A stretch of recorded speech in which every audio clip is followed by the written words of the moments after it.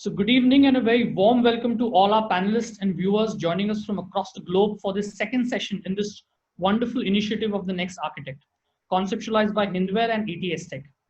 It gives me immense pleasure to see Next Architect shaping so beautifully, as I'm proud to announce more than 600 registrations for our today's session. I'd like to thank Hindware for believing in the concept and supporting our vision of creating a platform for the next generation and budding architects of the country.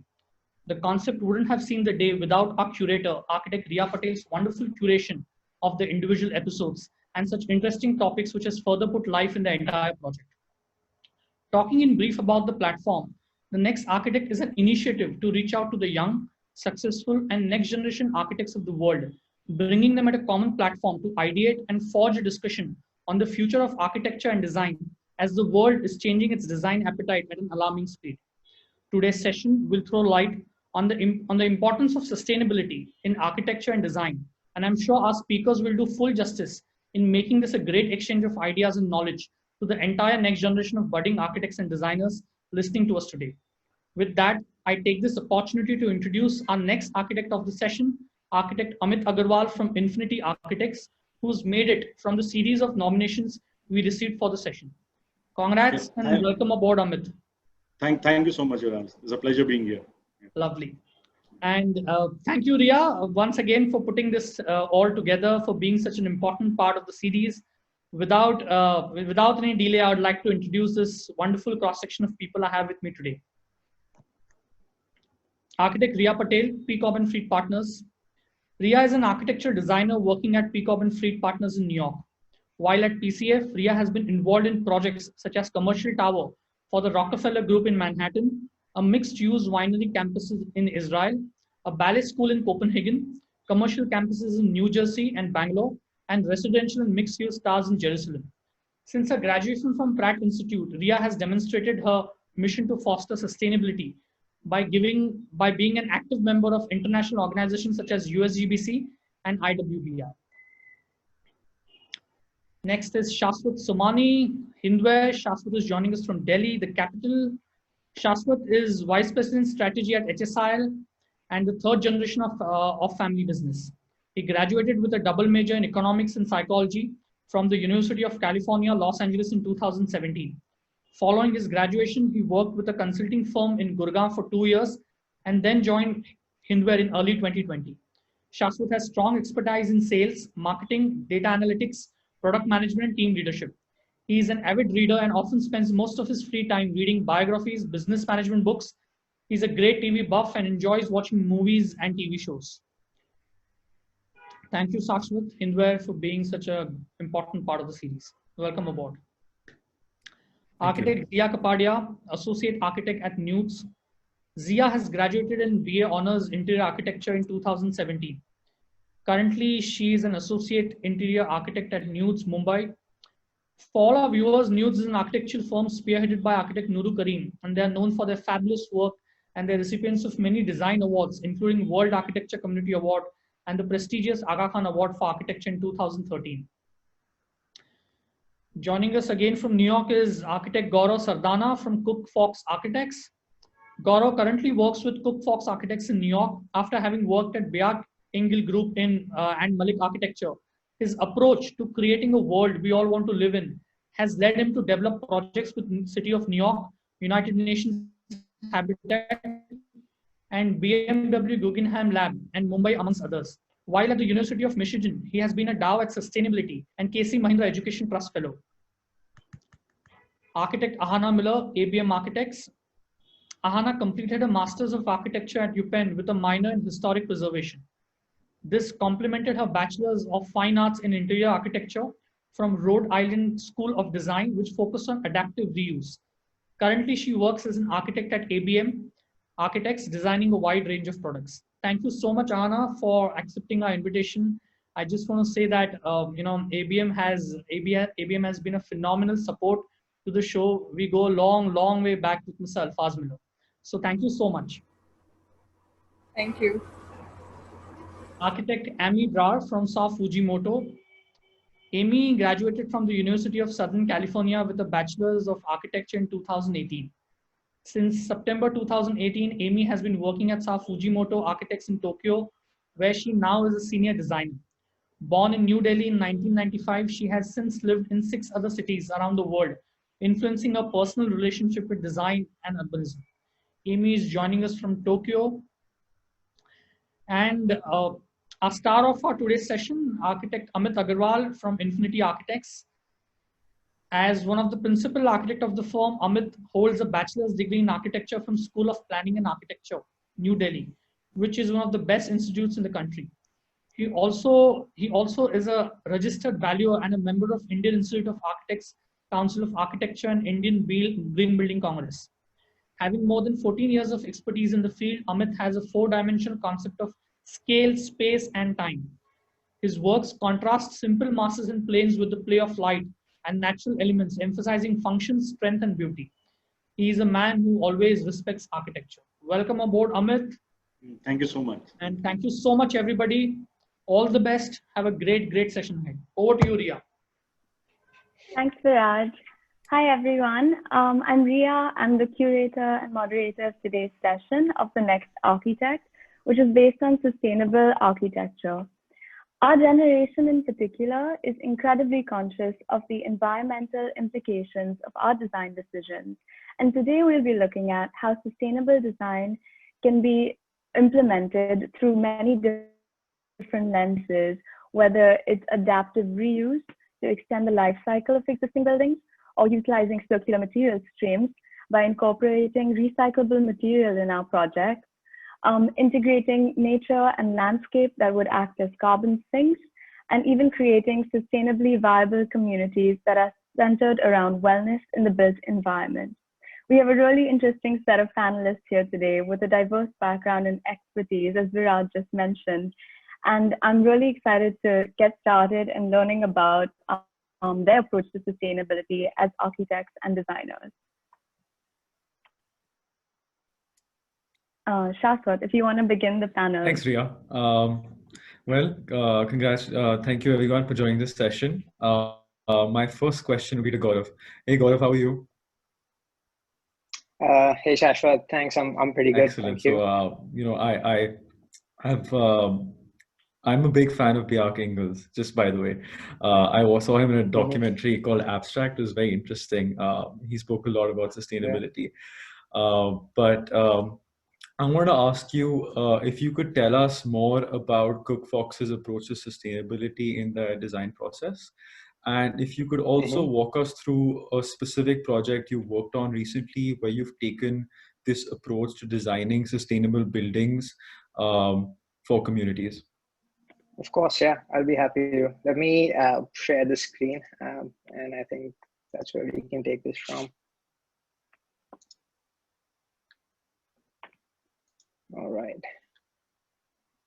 Looks like we can see that. So I currently work with Cook Fox, and Cook Fox is an architecture office for about 100 people in New York City.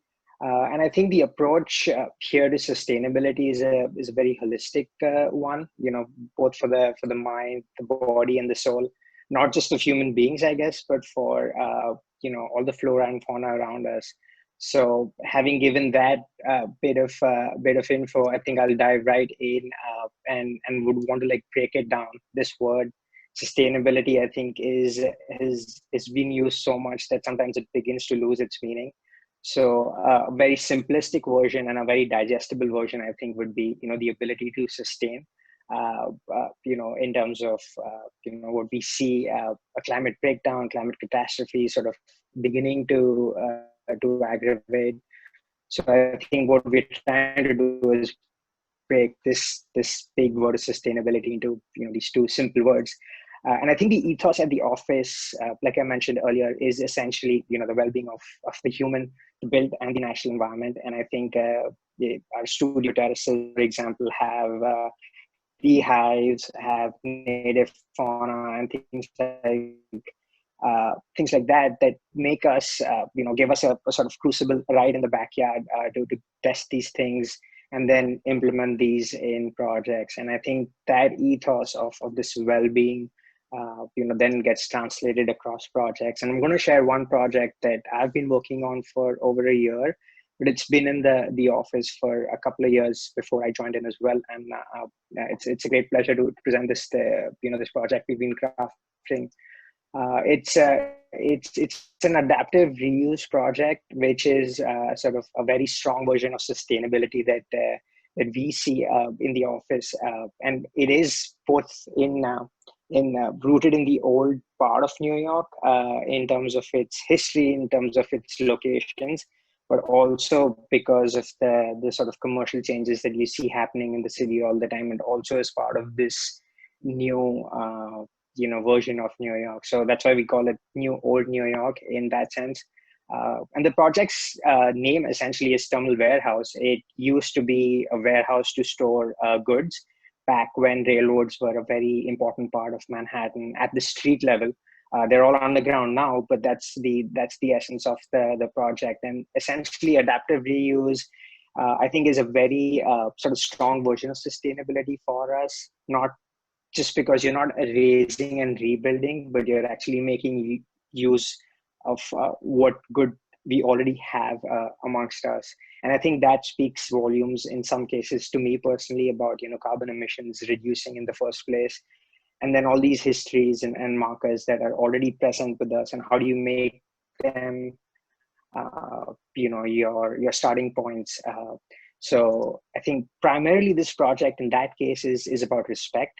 So this is what the current state of this 1 million odd square foot warehouse looks like. And for the first part, what we're trying to do is just upgrade it to make it, get ready for the next few decades, get it refined. In this case, in the same way, this is another view that explains that idea of respecting what we already have, preserving it, getting it ready for the future. And at this point, if you think this is just some sort of finer touches and upgrading, that is primarily the aspect at this end of the project. But at the same time, what we are also trying to do is aspire to sort of take this project forward, make it ready for the demands that sort of contemporary culture requires of it. And then this view that we see today then becomes something that is sort of, that has more workplace, that has more, needs that cater to what we want it to be. Essentially, this is a workplace project, but there is also going to be a component for food and retail at the street level. So it sort of activates the idea of what it means to be in such a public place like New York City, and it's rooted in two different or two contrasting neighborhoods. I would say on the right you have Chelsea. This is the west part of Manhattan, and on the left you see this new development of Hudson Yards. So I think what you're trying to do is also make it seamless between the old and the new, as is evidenced with the sort of sensitive additions we are trying to make within this already existing project. And I think the primary idea for the project, the central heart of this project, is this conversion from a use which is not meant for offices, which is not meant for daylight, which is not meant for terraces, things like those that we crave for today. But the main idea is that we carve out this central courtyard in the heart of the building, and that allows us to get natural daylight to the ground level, and at the same time allow these terraces to sort of cascade down all the way and help us build a lot of landscape in there. But at the same time, it also helps us get some square footage to move from the courtyard back to these new additions, which we are also trying to create as holistically close to nature as possible in that case. And I'll show that further, but that's the sort of primary move that we're trying to make. And what we essentially see as a logistical machine, that the building that was built in the late 1800s, how can that become a building that's ready for all of the decades of at least the 2000s? And we're trying to do this just with a very simple, sensitive transfer of spaces from the courtyard to the penthouse on top. And you can see that a building that's so ripe with history in terms of all the materials that date back to a couple hundred years, then do not get destroyed, but they become the sort of crucible for us to take it forward. And this image, for example, on the right, shows what we're trying to do is use the existing timber that actually dates back to the late 1500s. And how do you use that? And wherever you sort of demolish parts of it, you use that for other simple finishes and materials. So all of the materials, for the most part, then get used for a very long time. At our end, I think that's the premise. In terms of its history, the project is from the late 1800s, or the original building is from the late 1800s. As you can see, there was a train that actually entered the building when trains were part of a Manhattan streetscape rather than being put underground. So you can see that this is where grains and goods used to come through, and essentially here you can see that there was a train line that actually entered through the building, stored goods and then left out and so this is the sort of primary form and use of the building that we are trying to rethink right now. And the other important aspect is the sort of material history and material tectonics, because what we have evidence from some surveys and some tests is that the wood here is more than 400 years old. So then how do we use things like those that are so important from both a sequestration point of view, a carbon reuse point of view, and just plain history being embedded in the project? So how do you make that more visible to its users, so even subconsciously that gets ingrained in the user's thinking? And I think the idea is to use this sort of rich history to take it and sort of carry it forward, both in terms of updating the exterior envelope that the city of New York actually demands it to retain it a certain way. It's a preserved landmark building, so you do some delicate changes, refine it to what it used to look like originally. But at the same time, you also make some aspirational moves that still try and respect, the existing language and the existing history through these new small additions that are not very visible at the street level. But as you move farther, you can see these additions becoming part of the building, and those are very conscious moves to understand and develop the project. In terms of how the sort of genesis of the project is, I think the neighborhood is a very strong marker, because we have the West Chelsea Historic District that this building is a part of, that essentially allows us or restricts us in some ways, but makes very interesting constraints of preservation, as starting points for the project. But also the new, super dense and completely new neighborhood of Hudson Yards on the right. So this fusing of the old and the new, I think, get manifested or become important markers for us as starting points for this project. So what we do is preserve the exterior envelope, upgrade it, in terms of its maintenance.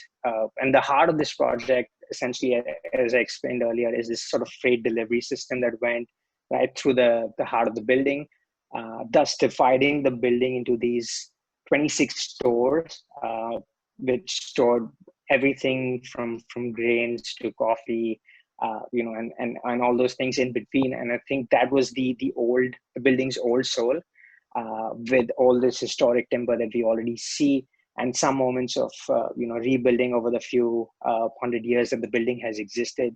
But I think what we're trying to do is use that old soul and then build a new soul into the building with this central courtyard that then allows us to actually get daylight, get more landscaping, but then also gives us square footage to essentially transfer up to higher spaces, and then sort of this sort of new landscape that you see at the roof level, but also right at the ground level. So I think, in conclusion, I think the idea of these moves is look at a building that's so ripe with history, then sensitively carve out certain spaces right in the center, and then you delicately allow that sort of move to then move into a different zone of the building, and then carve out this courtyard, but also allow this sort of penthouse addition on top. And then all of these get built with the idea of, the Cook Fox ethos of as much landscape, as much of terraces and soft, spaces in addition to these built forms that we're trying to do. So I think we're using a range of strategies based on where the building is set. So where you have the waterfront, you're trying to define a new context, along the waterfront, along the highway that sort of kills the existing context. So we're trying to build context there. But at the same end, we're also trying to respect the historical end of the project, which is the West Chelsea Historic District. And then you have these different strategies of either rebuilding, retrofitting, carving certain spaces out, and preserving certain spaces. And so I think we're looking back, but we're also looking to the future to see how this can be manifested literally in the built form in that case. And I think that courtyard that I was talking about with all sorts of landscapes, then gets manifested here. You'll have retail and a market hall at the ground level, and then you'll have the project. In terms of the new additions, I think we're always looking at history again. And Manhattan has a very strong history of elevated railroad cars, which we don't see now. But we're trying to bring that sort of memory back, and the idea of movement into the building, literally, in the new additions that we are trying to do. So that then gets translated. This idea of railroads and movements gets embedded through to the future of the building as well. And I think in conclusion, the idea for us is to build a continuum. And I think that's a very sort of strong version of sustainability. You've got all these things that define the old and the new, and these two neighborhoods where this building sort of sits at the cusp of, and combine these two to build something that's essentially combining the best of West Chelsea, brick, masonry, all of the history, but also this sort of planned future of Hudson Yards Phase 1, Phase 2, which primarily is going to be glass and steel, is what our best guess is. And I think then fuse these two ideas together to build new context, or rather refine the old context, but also respect what we already have. And so this is a view from the High Line of the building today. And then what we want to do is, through this sort of sensitive carving and delicate additions, make this building ready for the next 5 or so decades at the very least. That's how we sort of plan buildings in decades. And I think what we are trying to do is create a continuum, by reactivating a building. And I think that's a very powerful, important version of sustainability for us. It's meaningful as well. And I think in conclusion of all of these ideas, I think what we're trying to do is add ecology where there was none before, and create and imbue it with meaning, so it becomes meaningfully strong and relevant for users at the end to carry it forward for another century, perhaps. I think that's what we want it to be. So, yeah. Okay, Thanks. thank you so much, Gaurav. I think the project that you showed really does, Of course. bring out the ideology that's of Cook Fox that's so entrenched in, fostering integrated, sustainable communities. Mm-hmm. I remember I had visited the office sometime last year, and as I was leaving the office, I was given a jar of honey that was farmed in the office itself. On the terraces, yeah. Whether it's like, biophilic elements that are within the office. It's a well-certified office, as I recall. But I do believe that what you've said is absolutely right. Adaptive reuse projects really are the way forward in terms of offsetting, the embodied carbon of new materials, and trying to extend the life cycle of existing buildings. And I'd like to move to Ahana to get her opinion on the subject. Ahana, you've completed your Master's of Architecture at UPenn with a minor in Historic Preservation. And I was wondering if you can tell us how that influenced your approach towards, adaptive reuse of existing buildings or infrastructure. And could you talk about a project that you've worked on recently that would highlight the positive impacts of adaptive reuse? Hi, Ria. So I initially started out by wanting to do interior design, and it just happened that I got into RISD, which had interior architecture, what they call adaptive reuse. And not knowing what I was going to get into, I think I made a really good decision choosing that. And then as I was working, I was drawn towards more architectural projects, which is when I decided to do my master's. And again, I was lucky enough to get into UPenn, which I could minor in historic preservation. There are very few universities that do teach interior architecture that have historic preservation with architecture majors. So I think it was just, my the way things kind of happened was I was very lucky that I got to study these two, and they're very different. Historic preservation is very technical. Adaptive use, there's a lot more design. So it was these two extremes that I got to explore. So I'll just show you two of my projects, one from RISD and one from Penn, if we have some time. Just share my screen.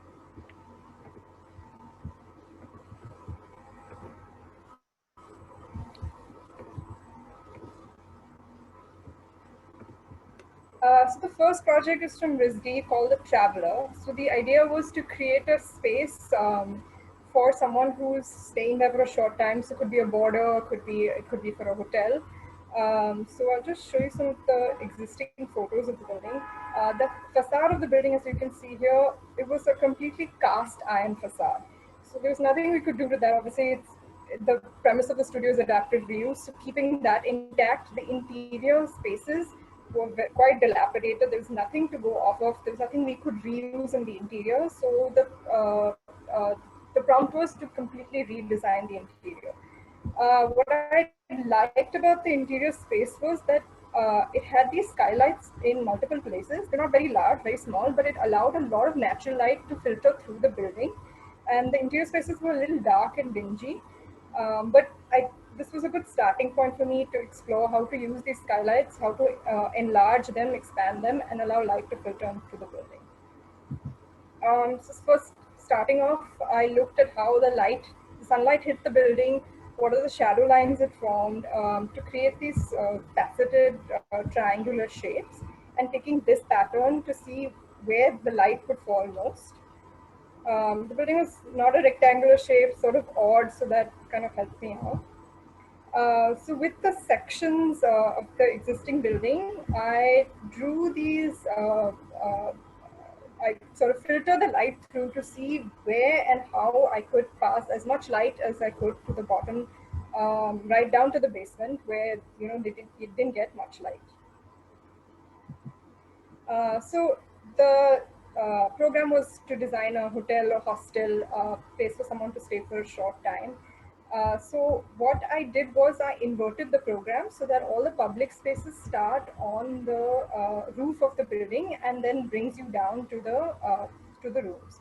So you can see the roof has a pool, and then the floor below that has the lobby, the dining, the kitchen. So the idea was this pool filters the light through into the lobby, and then you can see where these gray lines is where the cutouts would be in each floor with glass, so that light can filter through the corridors, not into the rooms, which would not make sense for privacy, but and then have little lounges on each of the floors, so that public space could be lit through the roof.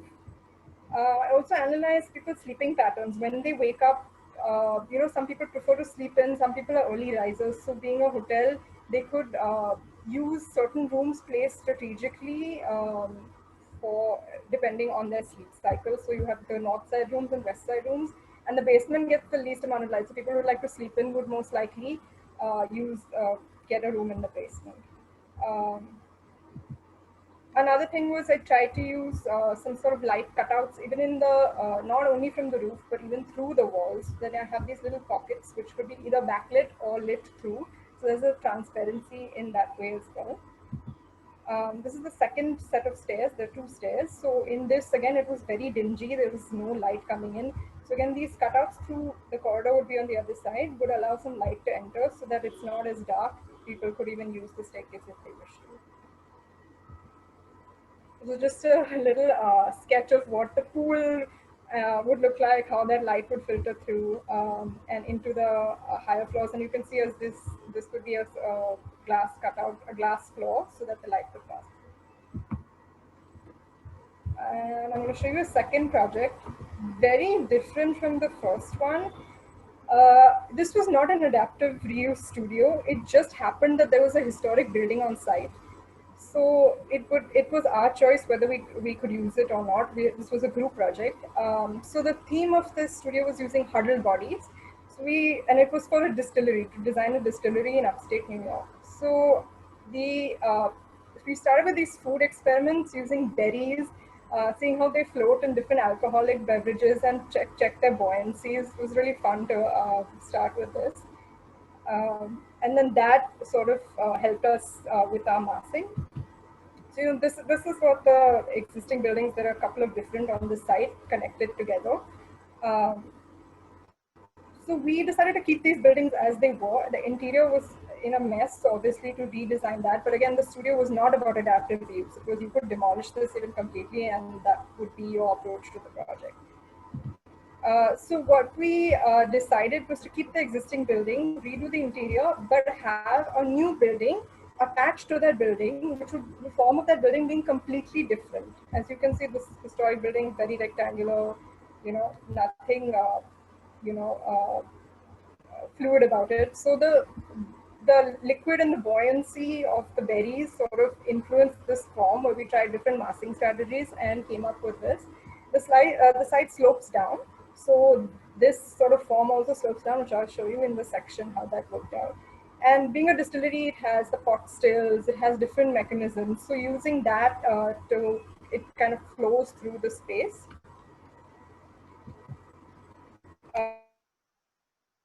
This is the section, so you can see the existing building. We didn't plan much about it. It wasn't about the existing building, it was about this new structure, and you can see it cascading down. I'll explain the facade also in a couple of slides, what we thought about that, how we integrated sustainability as well into that. So you can see these different pot stills, which we envisioned to be our berries in the form. So this wasn't about sustainability either. It was just we could choose how we wanted to approach the project. We did talk to a couple of consultants, and we did our own research. We didn't know much about it, but we were looking into ETFE pillows to become the structure of the roof. It was a relatively new material at that time. We weren't sure how, what it was about. And then coupling that with solar panels, so you have these different roof forms that curve and hug the building. So combination of ETFE and solar panels. And then we were also thinking that the glass facade, maybe it wouldn't be glass, but it would be a sort of mesh that could be a fog harvester. So there's a lot of fog in upstate New York. So we're hoping that it would trap the moisture, and then we could use that water. Again, this is very conceptual. We were just trying to see what we could do, how we could use the site more efficiently. There are just a couple of sections. You can see this sort of form cascading down. And then you can see the existing building behind. Again, not much to do with the existing building. It was more about this new form. So this was our attempt at sort of trying to detail out what that mesh would be, what would the layers be. We did a lot of research on this. Again, very amateur, but we would generally work with a consultant. So the mesh would catch the water vapor, and then it would channel that water vapor, and it would collect. Yeah. Thanks. Thanks, Ahana.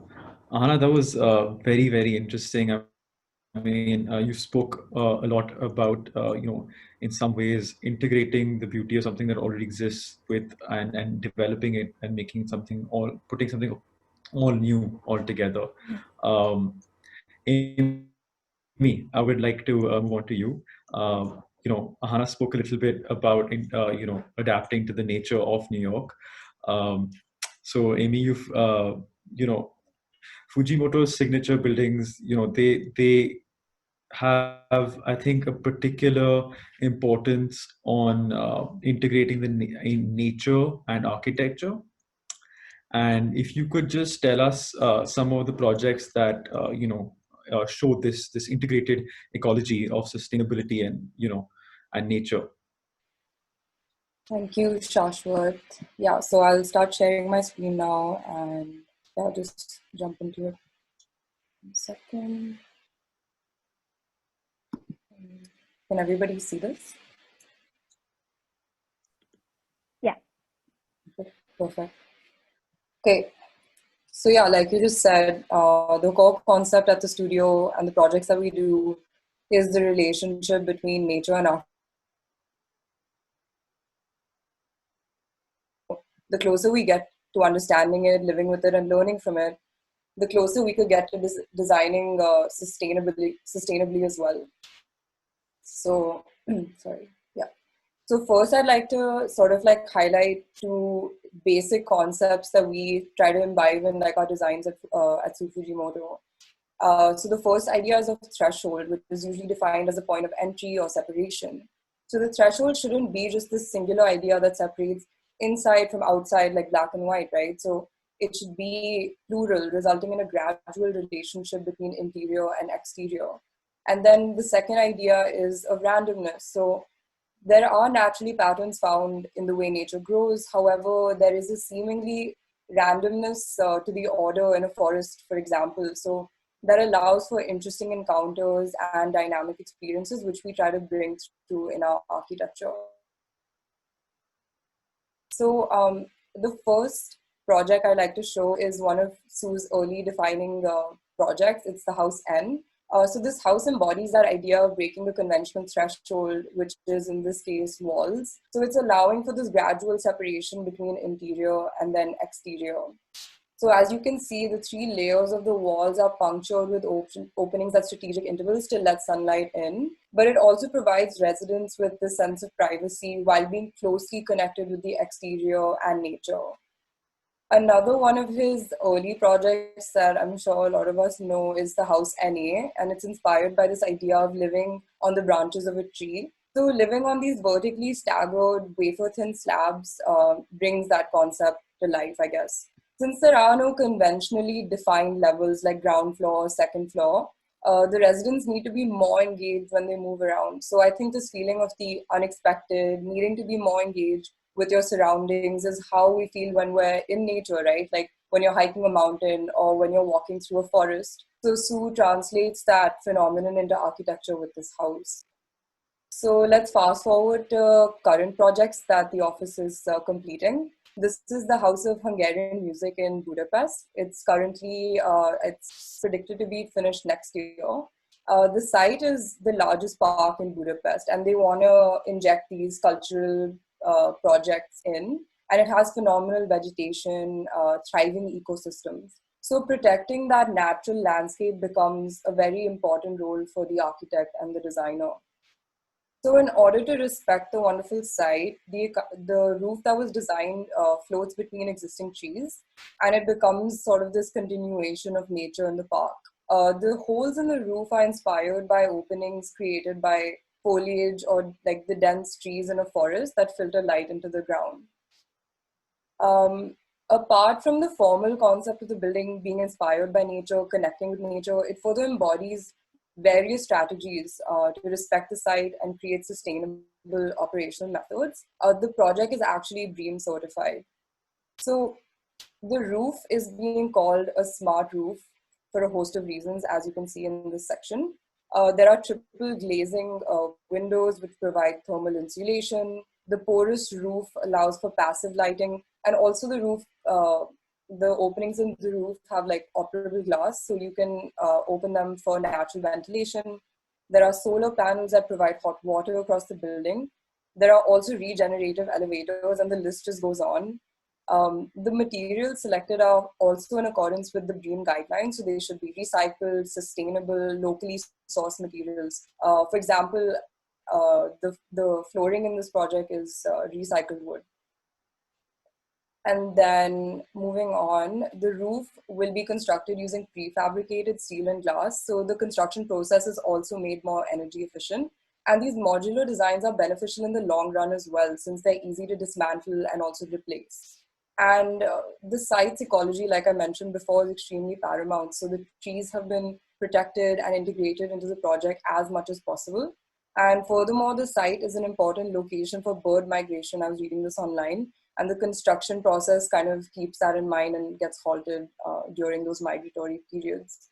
Lastly, I want to say about this project that rainwater is collected via the sloping roof and redirected into these water playing areas for children, and also many water efficient energy saving features inside the project. And then the last project I'd like to highlight, wait, are you guys? Sorry. The last project I'd like to highlight is L'Arbre Blanc, which means white tree in French. This project was completed last year, and basically the balconies are the heart of this project. And they were conceived due to the pleasant Mediterranean climate of the city. So people have this really fluid relationship with the outdoors since the city receives 300 days of sunshine a year. So when tasked with building a 17-story residential tower, having large, so the residents can have that close relationship with the outdoors. Eventually, the project sort of like becomes this symbol of like a tree. So these balconies are like branching out like the leaves of a tree, trying to grab sunlight for the residents. Some fun facts about the balconies, because they're actually really, really cool. The balconies range in size from 7 to 35 square meters, which is extremely large. And the cantilever out to like 7.5 meters, which is an incredible feat. Also, they can hold up to 350 kilograms per square meter, which means you can genuinely furnish this area, use it like an outdoor living room. It's not just for plants and like 2 people. Yeah.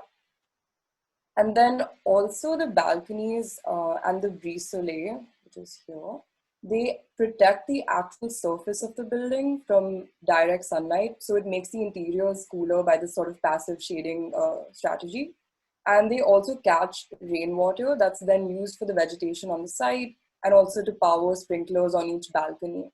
And the wooden decking that's used on all of these balconies is eco-friendly and sustainably sourced. So basically the building essentially is using passive sun, wind, water systems in conjunction with sustainable materials as much as possible. So in addition to the health of the building, we're also trying to focus on the sustainable community-driven lifestyle of the residents in Montpellier. So in just conclusion, I'd like to bring us back to the core concept of the studio, which is to always find harmony between nature and architecture. However, that relationship is made more meaningful through innovative design solutions in energy, spatial efficiency, sustainable materials, passive design solutions. So, but also in the general discourse of sustainability, I would like to emphasize on the importance of adaptive reuse, conserving existing resources in order to like preserve our heritage, our places, as well as nature. Thank you. Thank you, Amy. It's so nice to see some of the projects that you've been working on at Fujimoto. I mean, as you mentioned, a lot of his projects are about, incorporating harmony between nature and architecture. And nature, as we know, acts as a natural carbon sink and helps reduce the heat island effect in cities. And it's so interesting to see some of the work that you've been working on. I'd like to move to Zia and ask her, so could you tell us about, an important part about buildings and sustainable buildings is thinking about extending the life cycle of the materials that are used in the process. So can you tell us about this cafe that you worked on at Nuru Karim Studio that uses cardboard for its interiors? Yeah, hi. So thank you for the introduction, Ria. As Ria's mentioned, I will be speaking to you all about Cardboard. That's a cafe that's located in Mumbai. It's a project that I worked on at Nuru Karim's office, Nudes, in the year 2019. So when we talk about sustainable design, the first thing to know is that the main aim is to give back to nature more than what we take from it. So that would mean to minimize the use of non-renewable resources and waste. And as Ria said, an important consideration is to assess the life cycle of the materials used. And so the corrugated cardboard that we've used to build the cafe with is made out of recycled paper. It's 100% biodegradable. It's 100% recyclable. And as architects and designers, we're extremely responsible and we're accountable for the way our design affects the users as well as the environment, right? And the Cardboard Cafe has achieved a great deal in the sense that it's really an eye-opener and it's a conversation starter for people to be aware of the fact that you can design a living and a functioning space using cardboard.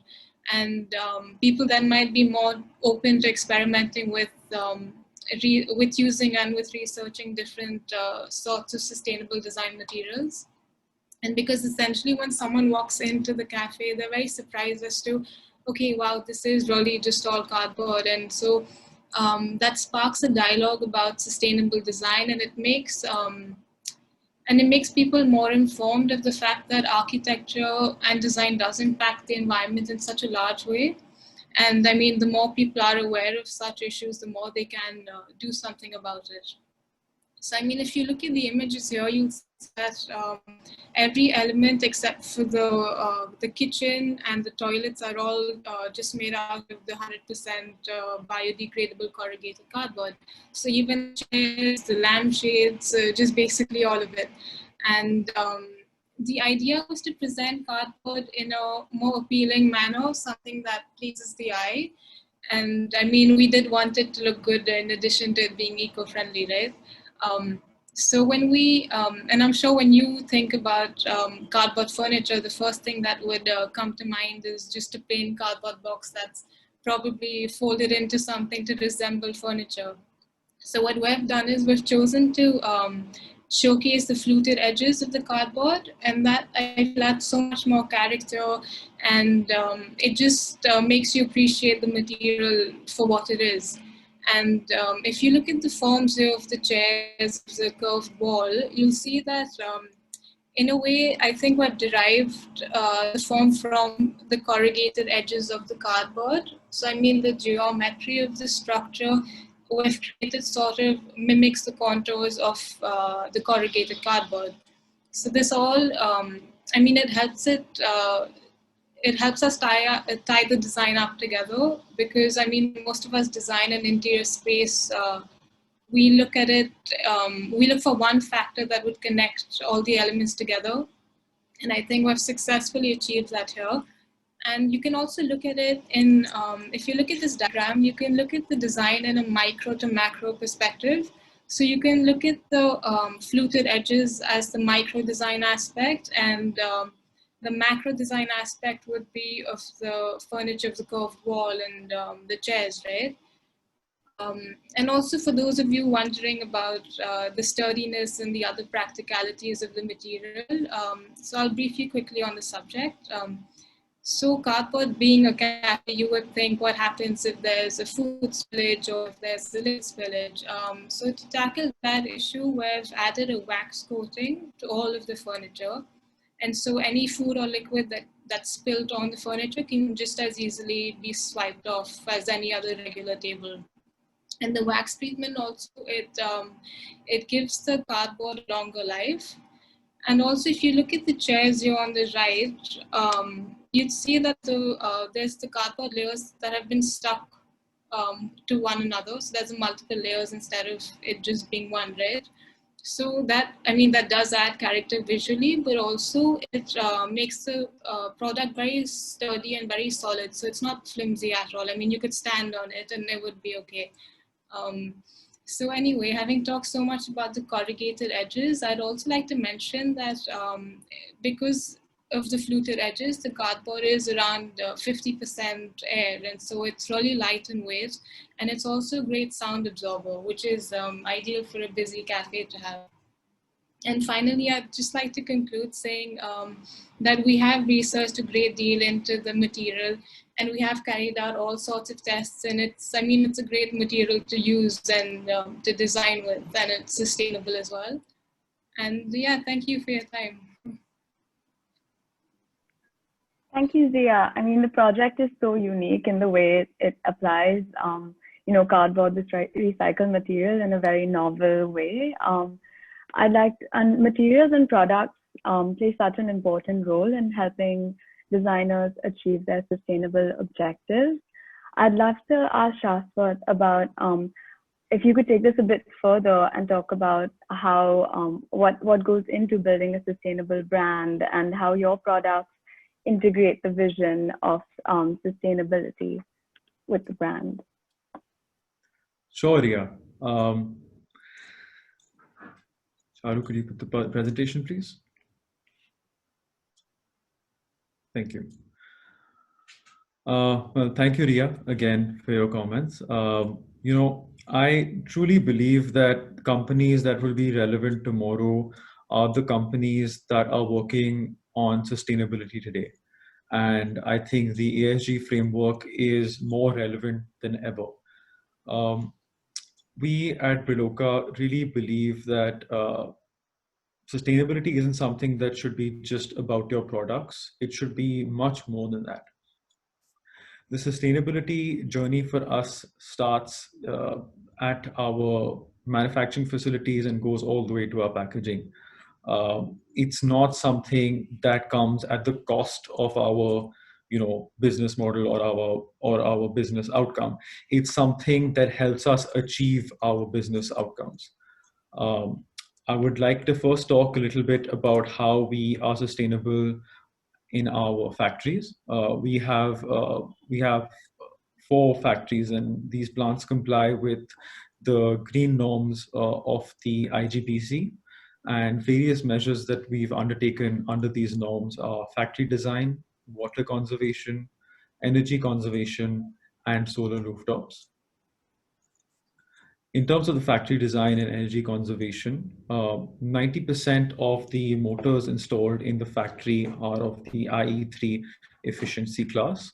And we also have CTI certified cooling towers that have been installed to reduce energy consumption.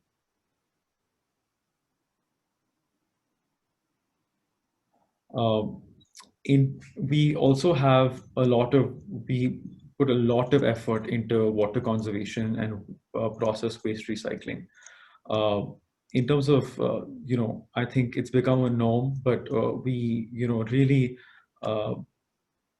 pride ourselves on being one of the first factories and companies in the bathroom space to have taken up rainwater harvesting. It's implemented along with STP, where 100% of our domestic wastewater is recycled and used for landscaping.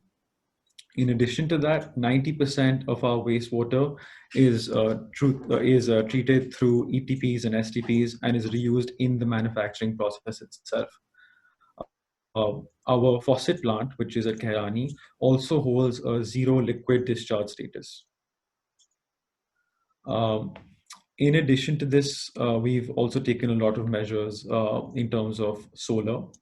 We have installed across our 4 plants, we have installed solar panels on the rooftops, and this generates a significant amount of electricity. Across the 4 plants, it generates about 3,638 kilowatt hours. And as I mentioned earlier, this is sustainability is something that's end to end. It continues into our products.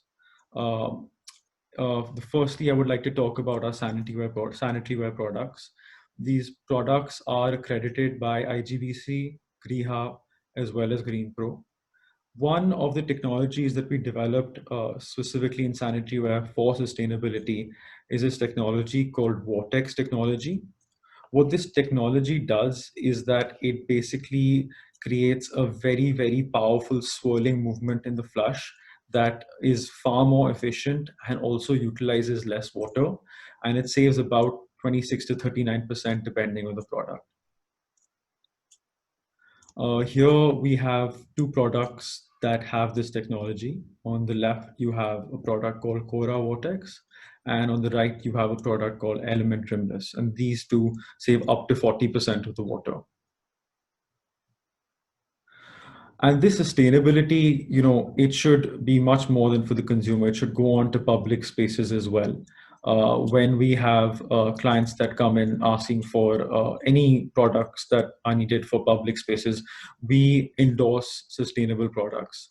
One of our products is an aqua-free or the waterless urinal that provides a cost-effective way of being environmentally friendly. And it's also 4-star Greenhouse certified. This sustainability also carries on to our faucets. Our faucets, we have this technology called TCADC. What this does is that it basically aerates the water that's being provided to the consumer.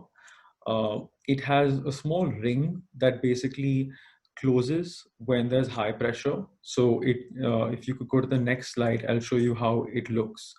So when the pressure is under the normal TCDC on the left, that's what it looks like. But using this technology, PCADC, using less water, you can actually provide a better experience and save a lot of water.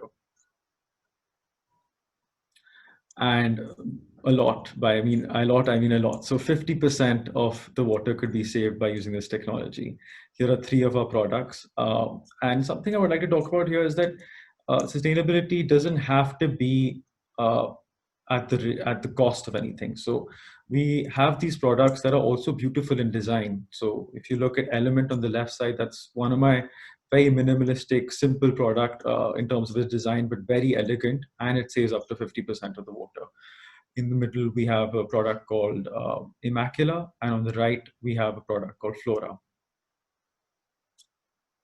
And this is just to show you that across our range of products, we are certified by IGBC, GRIHA, as well as Green Pro. And these are all our products till date. So if you can see, the number is very, very large. So we make a conscious effort to make sure that our products are sustainable. And sustainability, so till now, I've mostly been speaking about water conservation, but sustainability is not just about water conservation. It's a lot more than that. One of the latest products we launched in July, it's called the Tankless product, is a water closet that is very, very interesting and unique. It's the first to be done in India, and it was completely sold out within a week of us launching it. It's an extremely innovative technology. To give you a little bit of a background, when you usually have a water closet, it requires a cistern. This cistern is the mechanism that stores your water for a flush. And majority of the products of the water closets today have a concealed cistern. So they are in your wall and then they're concealed. Now, this product, the Tankless range, does away with the cistern altogether. It connects directly to your plumbing and it flushes using that. What this does is that it allows you to, really take minimal space in the bathroom. And in addition to that, if you ever, in other products, when you had to change your cistern or if there were any issues, you had to really break down your entire wall and then replace it. This does away with the entire thing. So without any changes, you can replace your product 10, 15 years down the line. And in addition to that, of course, it is efficient in terms of the water it uses. It only uses 4 liters of water, and it's very easy to install. So I really believe that products like that are going to be the future. And sustainability, as I mentioned earlier, is something that's going to not just be about products, but be about the brand altogether. And for us at Brilloca, sustainability is not an option, it's a norm. And we really hope to continue innovating and giving consumers more sustainable products. Thank you. Thank you, Shashwat. And now if you'd like to introduce our next architect to present his work. Hey, Amit. Yeah, hi, how are you? Good, Amit. Congratulations on being selected the next architect. How does it feel?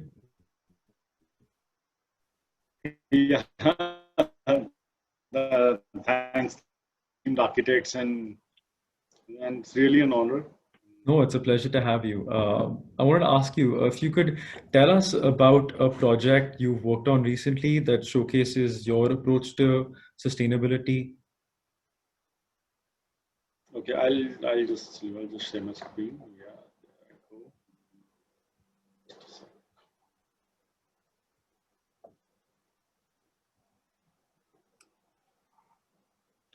Okay, so there's this, just to give you a small background of the project. So this project is actually in a place called Govardhan. And now, unlike all the other projects that we've seen so far, which are all in metropolises, or Govardhan is a very small village near Mathura, 150, 160 kilometers from Delhi. And it's a village, and it's famous because it is associated with Krishna mythology. So this is the place where it is considered that Lord Krishna picked up the Govardhan Parvat, and thousands of pilgrims come every day to visit this place, and they do the parikrama of the whole the Parvat. So my client had a piece of land over here, old piece of land, ancestral piece of land of around 25 acres, which he wanted to develop. And the client is a real estate developer, so he wanted to develop it as a real estate project. That's when he approached me. Now, when we first went to see the land, the first thing I saw was that the land was totally barren. There were just a few trees there, some shrubs, and it was a shock for me to see that land. The topography of the land was such that it was sloping from one end to the other end by around 5 meters. So this was a 25-acre piece of land, and so that's where the whole design process started. One thing was very clear, that we cannot make a regular housing project here and sell it to someone, because no one is going to buy in Govardhan. So the only way forward was to create something very unique, create a masterpiece, which very discerning people who really understand architecture, understand nature, will probably invest in. And these are the people who will probably, because normally what happens in Govardhan, people come in the morning and they leave after a few hours. So we wanted people to come here as a second home, stay for a few days, enjoy nature, enjoy the whole experience of it. And since that Govardhan Parvat is a very low structure, so you're not allowed to build and no structure is allowed above 6 meters high over here. And the density of the land, it cannot be more than 25 to 30%. So you cannot have you cannot cover up the land like a regular real estate project, and yet the builder has to recover his costs also. So that's where it all started with, that how do we go about it. So we developed the concept plan. So this is the concept plan, if you can see. So the whole idea of this plan was that the Govardhan Parvat, actually there's a winding road all around the Parvat. So giving the same experience to the person when he's moving along in the site. And the other idea was that no particular house or no particular unit in this whole dwelling should be having a better access to greenery or a better access to nature than the others. So all of them have an equal access to. So we started with these 10 clusters with 24 cottages in each cluster, plus a few common facilities, if you can see here, which there's a club for people, there's a visitor center, and then there's a temple over here. So which people who are staying here for a little longer can enjoy.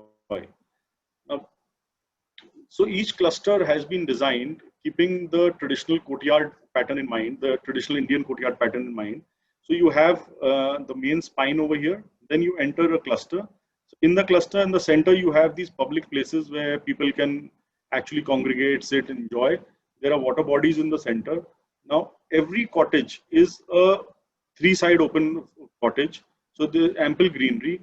These pockets allow a lot of air to come in, and when it hits this, the fountains over here, so this entire area is quite cool over here. So this was the basic concept that we developed as far as the layout was concerned. Then coming to the sustainability factors in the project. During construction, there were few things that we were very clear of, because we were looking at a very niche kind of audience, very educated kind of people, people who are very conscious of things. So it started with the fact that we will retain the topography of the site. We will not do any earth cutting and filling. Whatever the 5-meter slope is there, we will maintain it, and we will take all the services accordingly. All the bricks that were made for the construction, all the bricks were made at site. So we consulted someone from Bangalore, and he did some tests and told us that, okay, you take 70% earth, the normal earth, mix it with 22% stone dust and 8% cement, and make the bricks, let it dry on site for a couple of days, and then you can use it like a normal brick.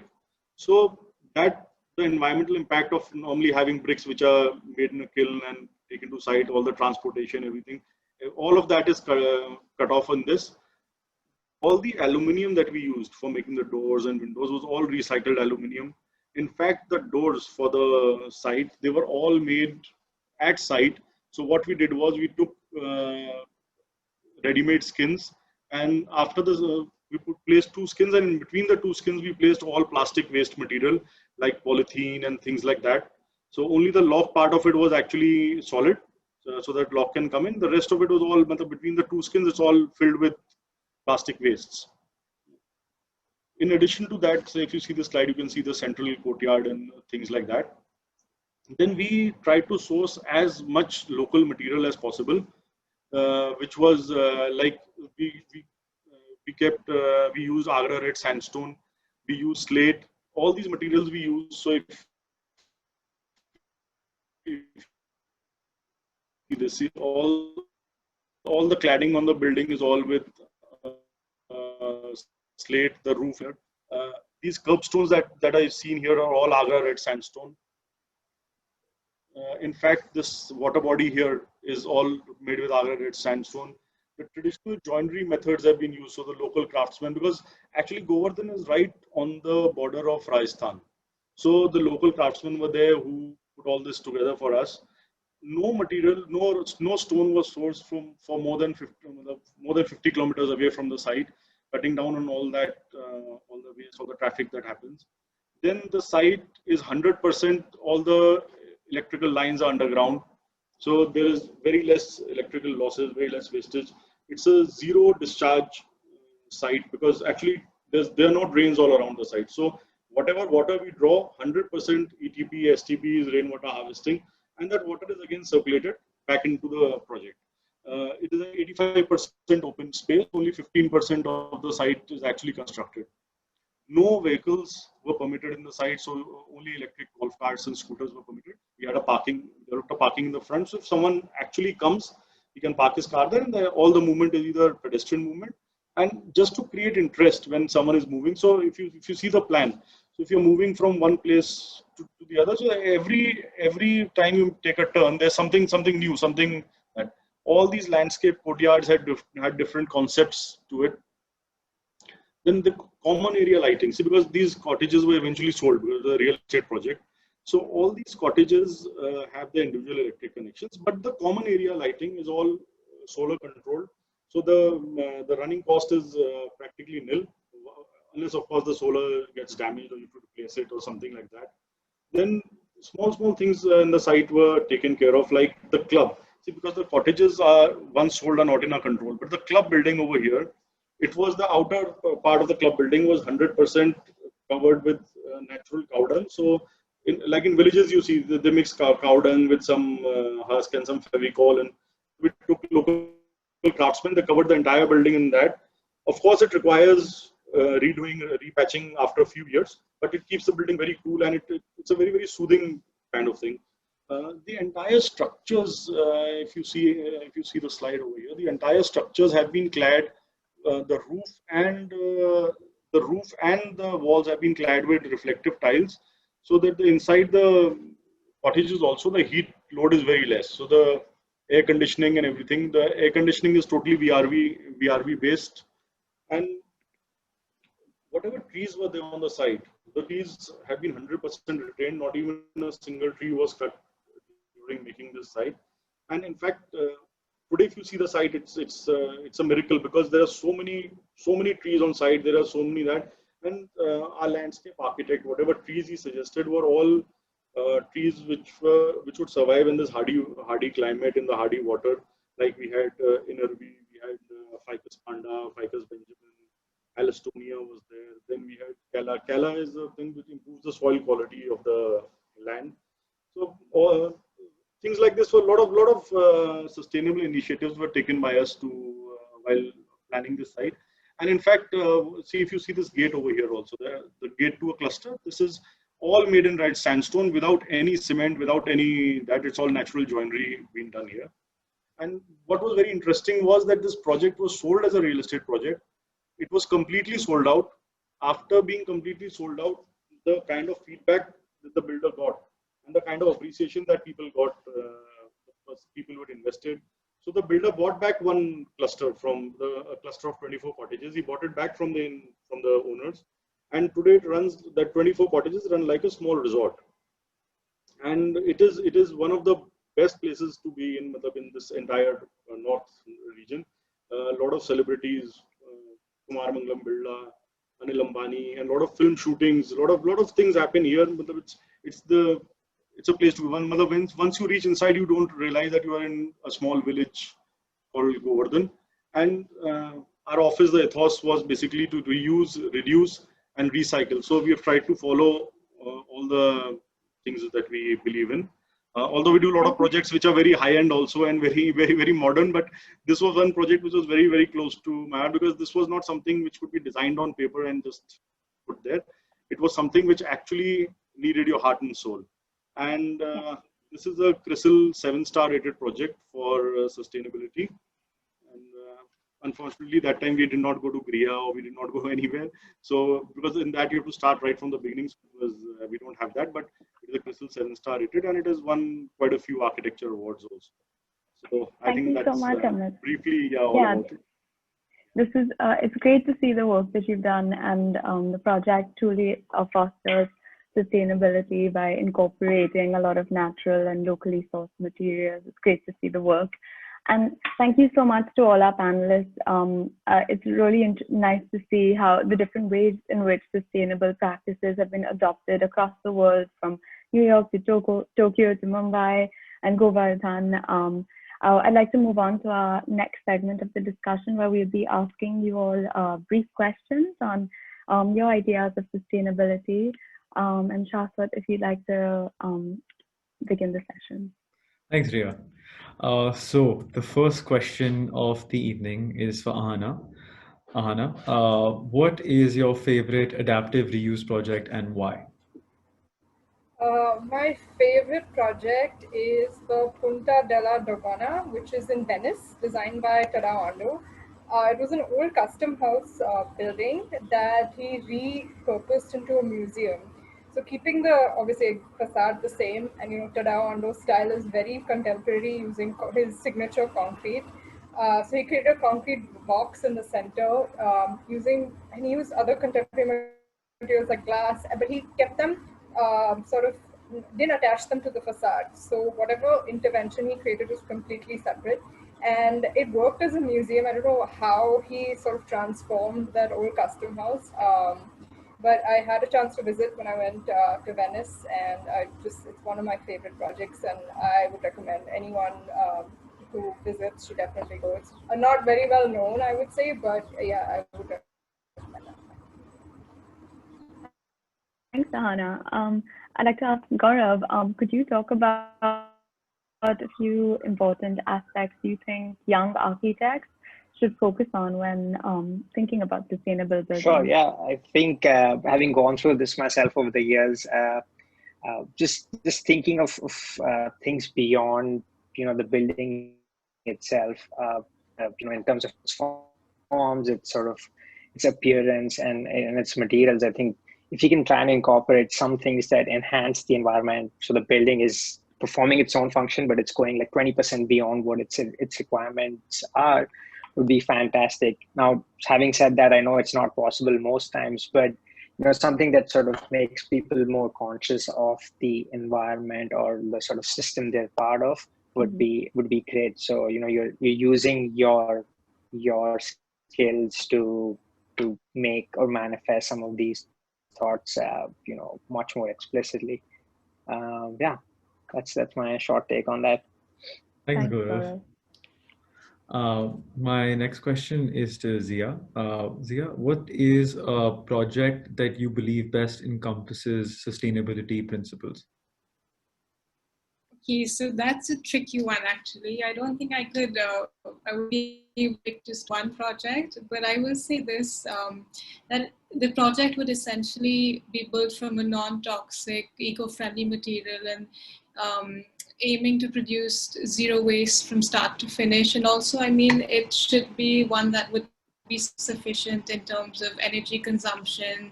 And yeah, that would be a great contender. But I couldn't just one. Thanks, Dia. It really resonates with the project that you've spoken about today. I'd like to ask Amy. Amy, you have a really interesting background. You're from Mumbai, and you've lived and worked in Japan. Could you tell us about how that living in Japan has influenced your approach towards sustainable design and nature in architecture? Yeah, so I mean, I think that the biggest impact that I've had living here is, of course, the office that I work in. So a lot of the principles and the ideas that I just discussed are like design philosophies that I try to imbibe as well now. But I think the lifestyle in Japan is something that you can learn from as well. You start to acknowledge and absorb a lot of cultural values from Japan that then make a huge impact on your life and your work. So even though it's one of the world's largest economies and technologically advanced, there's a powerful connection here with simplicity, tranquility, sanitation, respect. So these are things you can see through just like clothing, food, the way people eat their food, the way they have like simple homes, their speaking habits, also their architecture. So that sort of plays a huge role in like me as a person now. Also, the mental and physical connection with natural landscapes and the seasons here is phenomenal. Like national holidays and festivals here pay respect to mountains, seas, flower blooming seasons. So the overall effect is of a humbling one, I would say. And since Japan has a very rich culture, history, strong traditions, they preserve them extremely well and then adapted them into the contemporary era, which I want to sort of like translate into my work. And I think that's a large part of sustainability as well, is to like preserve who we are as like human beings, and the cultural values that we take forward with us is, I think architecture has an important role to play in that too. So yeah, I think that's sort of how I see it. Thanks, Amy. I think what you spoke about is really relevant because, I think that's one thing kind of us as Indians lack, is to preserve everything that's around us, and there's so much we can learn there. Yeah. Gaurav, next question is to you. If you could redesign an existing project, which one would it be? Good question. Actually, I'm gravitating more towards neighborhoods than buildings now, having worked in Ballard Estate in Bombay, which is part of the Fourth Precinct, having worked in parts of Brooklyn that were dilapidated 20 years ago, and now they've become the sort of hottest and most sophisticated real estate.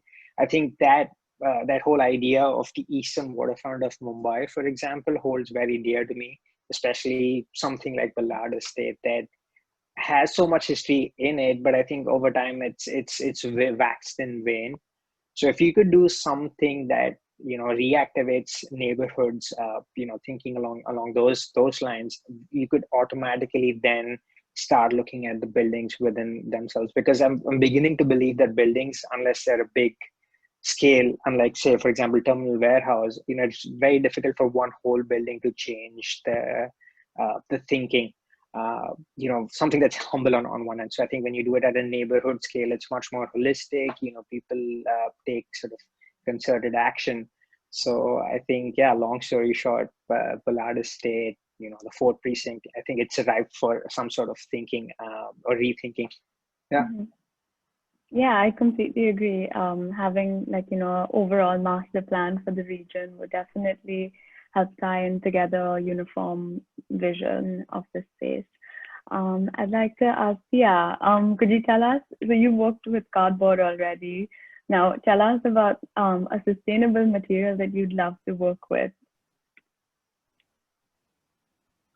So I would actually love to work with bamboo in the future, and it's interestingly enough, it's another materials that we did experiment with at Nudes, and it's great because it's extremely strong, it's durable, low cost, eco-friendly, and I mean, you can look at it at such different scales. So that would be my go-to next material that I would want to put.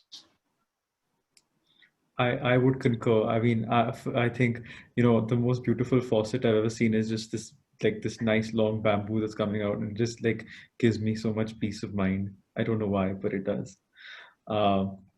We had one of our ace cafes designed by architect Kalhan Mattu a couple of years back. It was designed out of bamboos completely. So it was one of its kind. Where is this? In Mumbai, you said? Designed, yeah, Mumbai. Kalhan Mattu from Planet 3 Architects. They had designed a cafe which was completely out of bamboos and pipes and everything. It was done about I think in 2016 or 17. It was our main outdoor cafe at the exhibition. Yeah. Next question is for Ahana. Ahana, what are some important considerations when approaching preservation projects? Well, one of the main things they taught us in preservation was that you can't save every building, and don't fall in love with a building. So when approaching a preservation project, not an adaptive use project, you need to assess the value of the building, the different values that we've gone through this several times during our course, whether it's a historic value, monetary value, social value. So once you assess that and you're able to, then you're able to see whether the building is worth saving, because you have to assess everything. You can't just say, I'm going to save every building. I love this building. It's going to become the next adaptive use project. So I think that's the biggest takeaway. Don't fall in love with that building. Just assess it and be practical. Yeah, I think that's quite challenging, especially with some beautiful structures that we've worked with. I've worked with preservation projects in Israel, and I mean it's hard not to fall in love with it. It's like when doctors, they don't fall in, treat every patient like a patient and don't really get attached to anybody. It's a similar way for architects. Don't really get attached to any one of your projects, or the thrive for excellence. I think for your next assignment. I think well said. Yeah. Amy, could you tell us about a project that you think meaningfully integrates nature into its design? Okay, so for this question, I'd like to answer in two parts. So first, just to answer your question about integrating nature into architecture, I think I thought about this a bit, and I think the High Line is actually one of the projects that finds a meaningful, non-overbearing way to incorporate nature into its ecosystem, because it's this adaptive reuse project, right? So sustainability is at the core of the design philosophy. So the plants are like native species, they're relatively drought resistant, they compost waste on the site in order to feed back the plants. So I really appreciate that the designers didn't try to create this sort of rainforest in Manhattan, and they because that would be difficult to maintain in the long run and also be resource inefficient. So I really like that they sort of maintain restraint and injecting nature into the project. But the second thing is that I'd like to highlight that we as architects need to start asking that question in the reverse order. We need to ask ourselves, how can we integrate our designs into nature, instead of placing ourselves in that, the privileged seat of asking, how can we inject nature into our designs? For adaptive use projects, I completely understand. The project Gaurav showed us, that actually bringing nature into that project brings a lot of value. But when we're starting projects, I think the first thing we need to ask ourselves is, how can we incorporate our designs with nature instead of the other way around? Yeah, I mean, I think that's really well said. But I would take that even further and say that it's not just about designers; it's about us as humans also. How do we actually have a larger role? How do we integrate ourselves with nature? But yeah, last question of the evening, Amit. What is your favorite sustainable building in India? And don't say yours, because we know that's your favorite. We know it's amazing, but another one. No. It's not one building. Actually, there are a couple of them. Two projects, modern projects, I would say. One is Suzlon One Earth, Pune, and one is the CII Sorabji Godrej Green building in Hyderabad. So these two projects actually, I feel, set the ball rolling in India for green buildings. And that is where the consciousness for green buildings, sustainable architecture, that is where the dialogue actually started. People actually started discussing it. And that is, I think, where the green building movement actually started in India. So these are two pioneering buildings. Having said that, one thing that really I'm very impressed by is Auroville, because Auroville is an ecosystem in itself. So it has to be experienced. You cannot explain Auroville. Auroville is something you go there and you are hit by it. You feel that oh, something like this exists in India, and you see the buildings there. You see the kind of architecture people are practicing there. Two of my batchmates, two of my friends have actually settled down there, and the lifestyle they lead, the kind of buildings they are designing, the kind of overall the ecosystem, the ecology, the sustainability, everything out there, it's just wow. So I think these two buildings plus Auroville, I think these are my favorite sites, rather, I'd say that. We do have a lot of questions. There are a few really interesting ones. If we have the time, we can quickly take one or two. There's something interesting on the cardboard cafe, which Rachita wants to know. Zia, how did you cater the fire and safety aspect for the entire project, and how easy or difficult it was to consider this aspect in the entire project? This was the most difficult aspect of the project, because we know it's paper, it is not fireproof, right?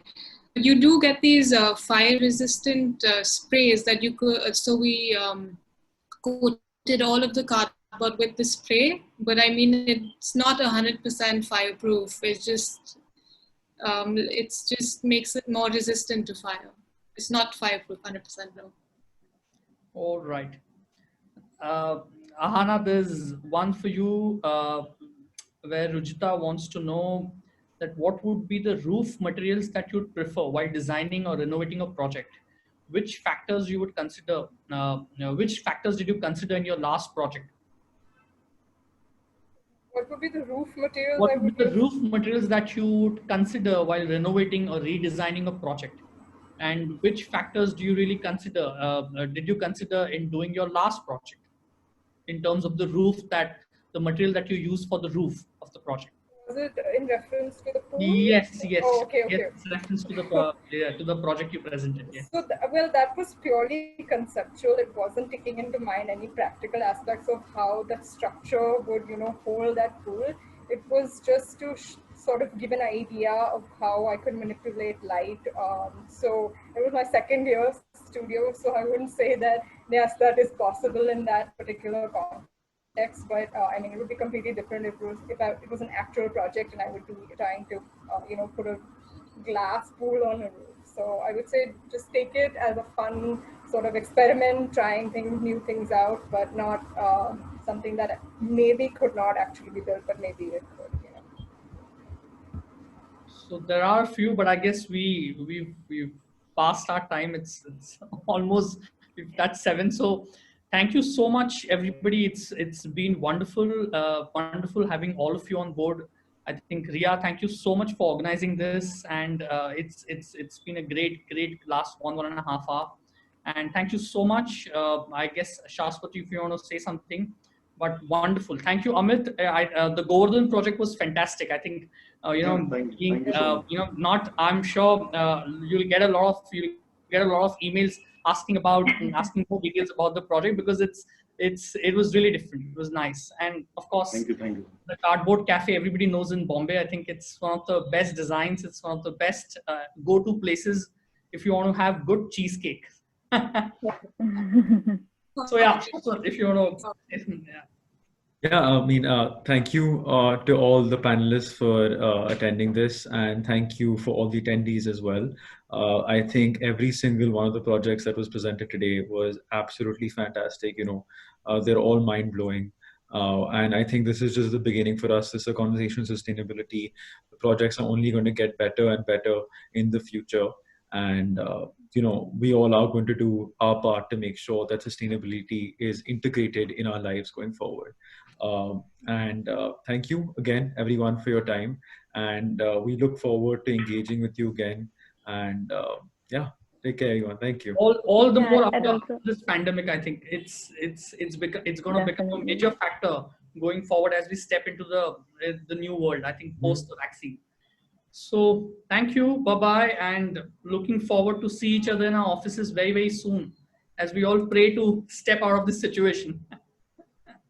Yeah. Thank you, Thank you so much everyone. for having It's us. been a lovely Thank you, discussion. Gaurav. Thank you, Amit. Thank you, Thank you, Siddharth. everyone. Thank you. Bye. Thank you. Bye, Ria. Bye. Bye. Bye. Thank you, guys.